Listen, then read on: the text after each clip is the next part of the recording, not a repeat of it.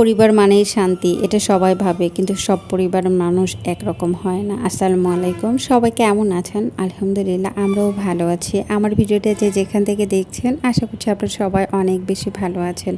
ভিডিওটা রান্না থেকে শুরু করেছি, আপু রান্না করছিল। আর আজকে কি রান্না হবে সারাদিন সব কিছু এই ভিডিওতে থাকছে, দেখতে থাকেন। আশা করছি আপনাদের কাছে অনেক বেশি ভালো লাগবে। কিছু মানুষ আপনার হাসির পিছনে কষ্ট দেখে না, আপনার ত্যাগের মূল্য দেয় না, তারা শুধু নিজের স্বার্থটাই বোঝে। যতই ভালোবাসা দিন, যতই পাশে থাকুন, অকৃতজ্ঞ মানুষ কখনো আপনার মনের জায়গাটা বুঝবেন। তাই সবার জন্য নিজেকে ভেঙে ফেলবেন না, নিজের সম্মান আর মানসিক শান্তিকে গুরুত্ব দিন। কারণ কিছু দূরত্ব অনেক সম্পর্কে খুব সুন্দর রাখে। সবাই আপনজনের পরিচয় দেয়, কিন্তু বিপদ আর কষ্টের সময় বোঝা যায় কি সত্যি নিজের মানুষ ছিল। আপনাদের সাথে কথা বলতে বলতে আপু কি রান্না করছে সেটা বলতে ভুলে গেছে। আর আপু যখন একসাথে ছিল তখনকার দিনের কিন্তু ভিডিও, এখনকার না। এখন কিন্তু আপু আমার সাথে থাকে না, আমরা আলাদা আলাদা থাকি।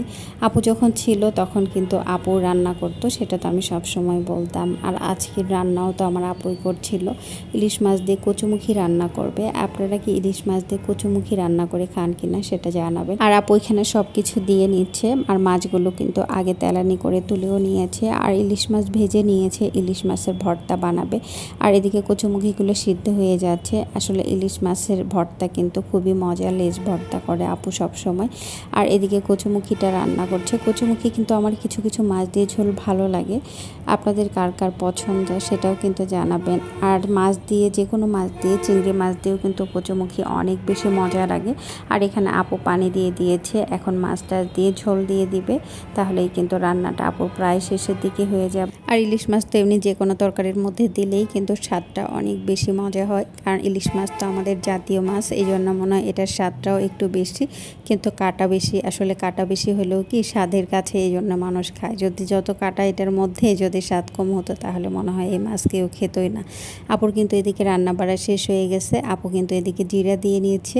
আর আমাদের ওদিকে কিন্তু রান্না শেষে একটু ভাজা জিরা দেয়, ভাজা জিরা দিলে কিন্তু ঘ্রাণ আসে, তরকারির স্বাদটা কিন্তু আরও বেড়ে যায়। আর এদিকে আপু তেল দিয়ে দিচ্ছে, এখন এর মধ্যে মাছের ডিম রান্না করবে। ইলিশ মাছের যে ডিম ছিল সেই ডিমটাই এখন এখানে মাখিয়ে দিয়েছে পেঁয়াজ দিয়ে, শুধু এটা এখন রান্না করে নেবে। আর যত মাছ আছে সব মাছের ডিমের চেয়ে কিন্তু ইলিশ মাছের ডিমটা বেশি মজা। আমার অন্যান্য মাছের ডিম কিন্তু এভাবে ভাজি করে খেতে ভালো লাগে, কিন্তু ইলিশ মাছের ডিম মাছের মধ্যে দিলেও কিন্তু ওটা বেশি মজা লাগে। ওইটা আপনি মাছের সাথে দিয়েও ভালো লাগে। অন্যান্য কিন্তু মাছের ডিম অন্যান্য মাছের সাথে দিলে তেমন একটা মজা করে না, কারণ অনেক বড় বড় হয় অনেক মাছের ডিম, এই জন্য। আর ইলিশ মাছের ডিমটা ছোট হয়, আবার এটা রান্না করে নিলে কিন্তু অনেক বেশি মজা হয় ইলিশ মাছের সাথে।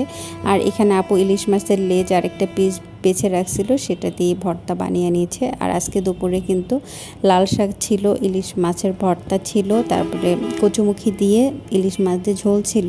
আমি কিন্তু শাকের ভিডিওটা নিতে পারিনি, আসলে আপু যখন রান্না করে আর দাঁড়িয়ে থাকে ভিডিও নেওয়া তো কষ্ট। আর আমার ভিডিওটা আপনাদের কাছে কেমন লাগে, যদি ভালো লাগে তাহলে অবশ্যই কিন্তু লাইক কমেন্ট করে পাশে থাকবেন। সবাই ভালো থাকবেন, সুস্থ থাকবেন। আল্লাহ হাফেজ সবাইকে। আসসালামু আলাইকুম।